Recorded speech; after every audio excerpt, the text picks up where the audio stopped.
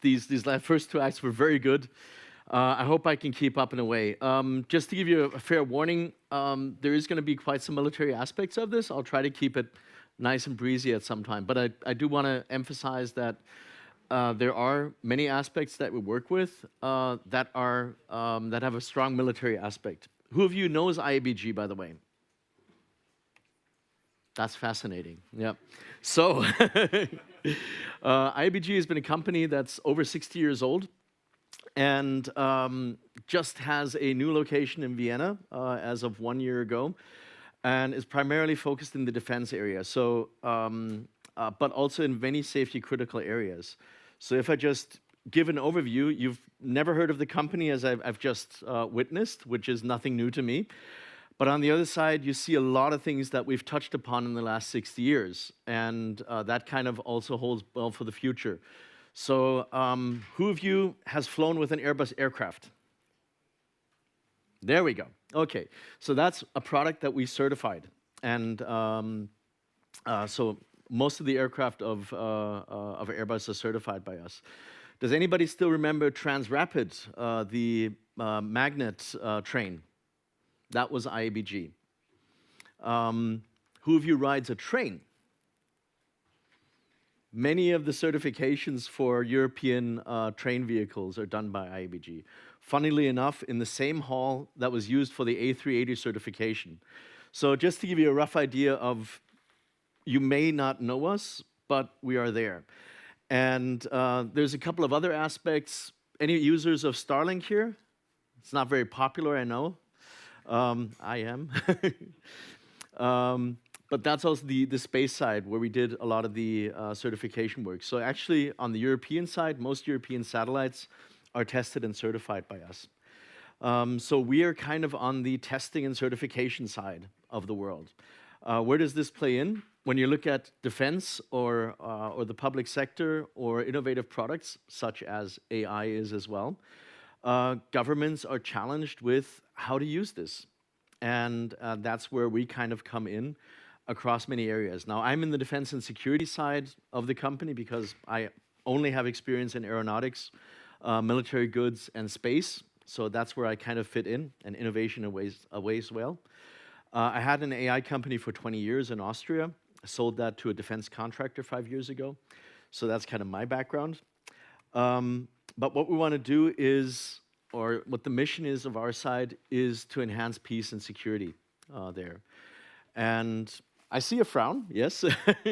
As a defense or as a company in the defense sector, this is the case. But in a way, all of the stuff I have worked with in most of my career has never been used. And that is because it's a very strong deterrent. If we look into the side of military, this is the most military slide, so don't worry about it. If you can handle this, then you can handle the rest. These are the things that we kind of work with, and you see a lot of military systems there as well. And in all of these systems, they have pretty much one thing in common, is that they use some form of machine learning or what many vendors these days call AI, which might be overridden by some of the people that actually would be in the field. So that's where we kind of come in. With the Innovation Center, what we look at are ways to look at the systems to make sure that they're reliable and functional there. And then do evaluations of AI in the defense good as well. Why is this important? Because these things, at the end of the way, can hurt people and are designed in a certain way. And this does not mean the mission that they're designed to do in a way, which is tragic enough if they are used to harm an adversary or to incapacitate an adversary, but it can also backfire onto you, or even at peacetime work in a certain way against you. So you all look very young, but you may have heard of the movie Terminator, and that's kind of a fear. And this is actually one slide I wanted to do, but corporate communication said you will not do that. There's also another space there. Who of you has heard of hybrid warfare? That's where I come from. A large part of that is information warfare, disinformation warfare, which is something where we are in a very strong part by evaluating systems that spread disinformation, that kind of use the information space to divide us. And because that's the best way not to have a conflict is if your adversary is just busy with themselves, then you don't have to do anything in that regard. And that's also the space, by the way, where I had my company over 20 years here. Who of you has heard of this simulate AI allegedly kills its own operator in the system? So that also is an exaggerated piece there. The media loves a good hype. And they're actually in a simulation, it was the objective of a system to defeat certain enemy positions. And every time the system engaged, the operator actually sent it a abort command.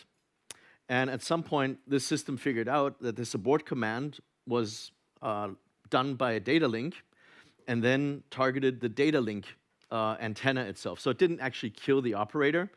It just decided to destroy the antenna that was used for broadcasting the command aborts. That's what it actually did.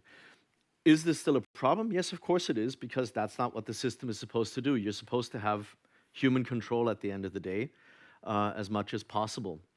So that's kind of things you want to look out for.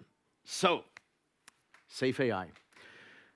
What we like to do with this toolkit is enable that with a development kit, you're able to rapidly see, to evaluate and test your models and also how they function, and then go into a standardization process. This is where it gets really boring.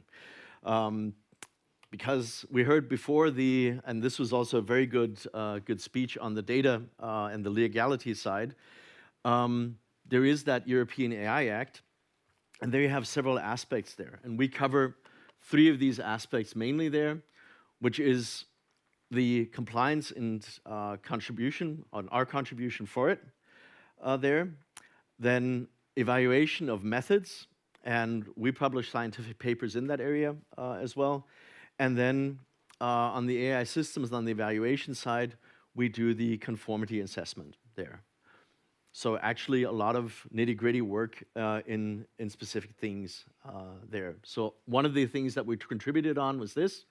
If you want to have that paper, might be interesting, you can do the QR code part.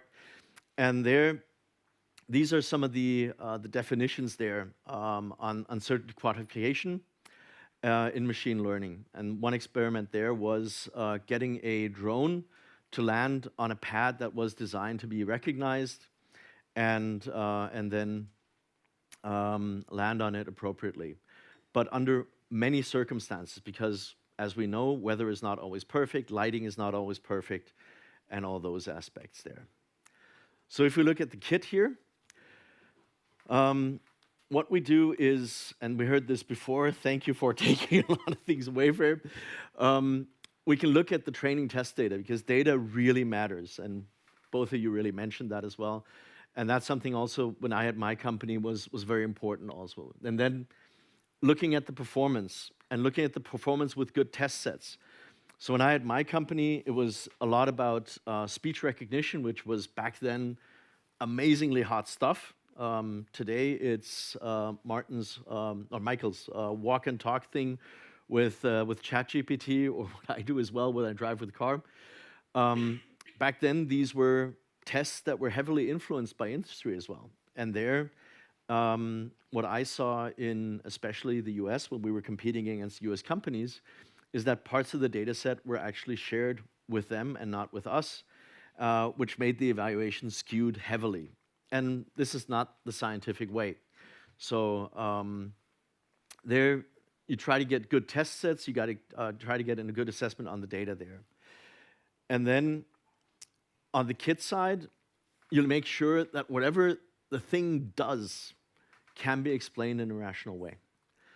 And that you also have to have test sets for. You have to look that it's robust and able to perform under any kind of circumstances. Now, the circumstances you may think of go broad with a lot of aspects there, weather, season, all kinds of performance data as well.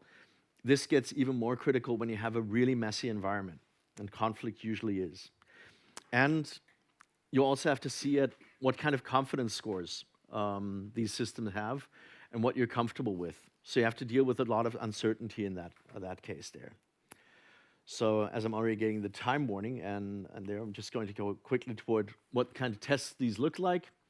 So putting things out, making sure there's a lot of glare on it in some cases, obfuscating it with water or with other things, and then going forward with monitoring these uncertainties and then looking at the models. And taking deliberately one that we use with our interns.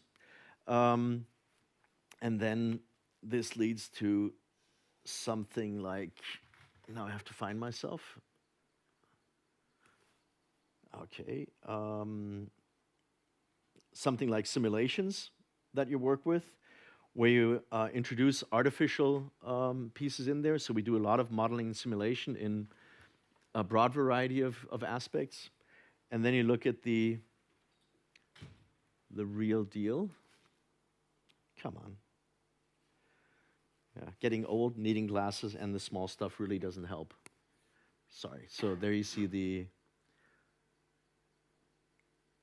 automatic landing on the drone part with that part there.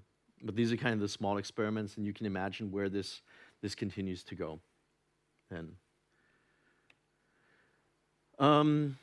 risk, as you also heard before in the keynote, risk has a lot to do with the aspects. What we try to do is take the risks as broadly as possible, and then you build up models for testing that, and then have various techniques, and then move forward on that, and then get the results and make it possible to have adaptations of that, and then at the end come to a kind of certification or conclusion, depending on what the test results should be.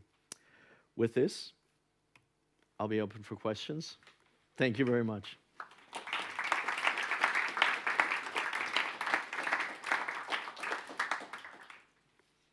Yes, thank you very much. Any questions? Yes. First? Sure. Yeah.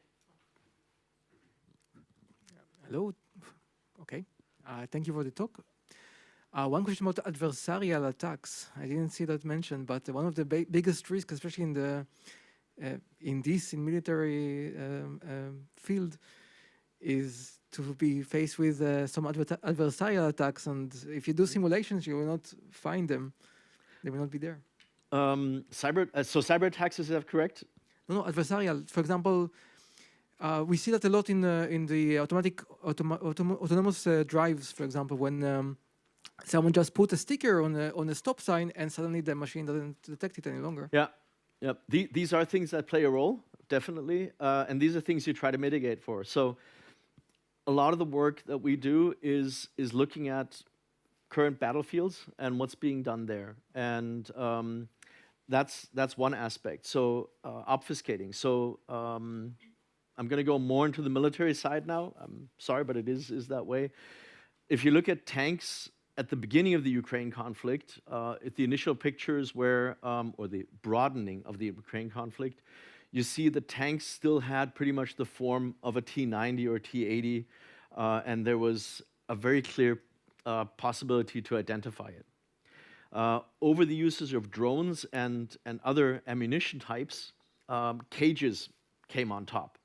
So in order to destroy a tank, what you try to do is you try to hit the turret on the top, and there's a couple of points where it's most vulnerable. Now, the weapon systems that you use for that, they detonate at a certain altitude over the target, and this is done by a proximity fuse, also machine learning configured and can be adapted. But if you heighten the turret practically with a a cage on top of it, this fuse detonates about 1, 2, or 3 meters higher, depending on how you build that.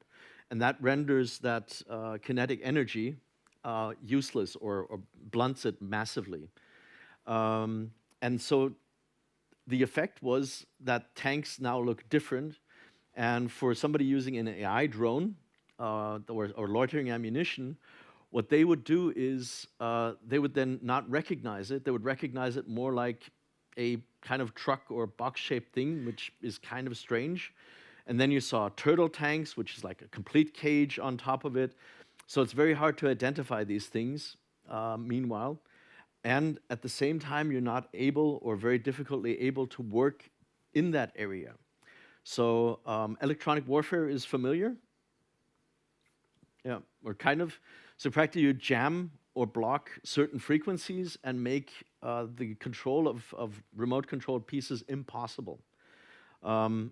Work against that is by taking fiber optic cables and having kilometer-long fiber optic cables to a drone and then being able to steer it, etc. So these are things that go hand in hand. But the difficulty you have is how you use these things and how you put them together. And there's a lot of adaptation necessary for it. Yeah. So it's a cat and mouse game. Thank you very much. Okay, thank you very much.